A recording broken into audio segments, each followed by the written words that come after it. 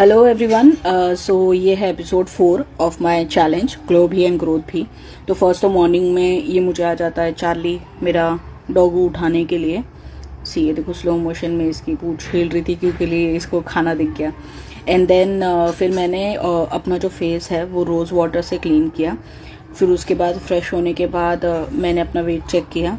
And then early morning मेरा एक अलग रूटीन रहता है, वो मैं इसके अंदर यूजुअली इंक्लूड नहीं करती हूँ। उसके लिए चाहिए तो मैं दूसरा वीडियो बना दूंगी।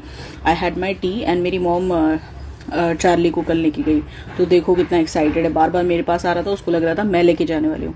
एंड देन क्लीनिंग के साथ स्टार्ट किया। एंड फिर उसके बाद एज आई सेड नवरात्रि चल रही है तो हार बनाया, देन पूजा किया। उसके बाद I started reading the newspaper.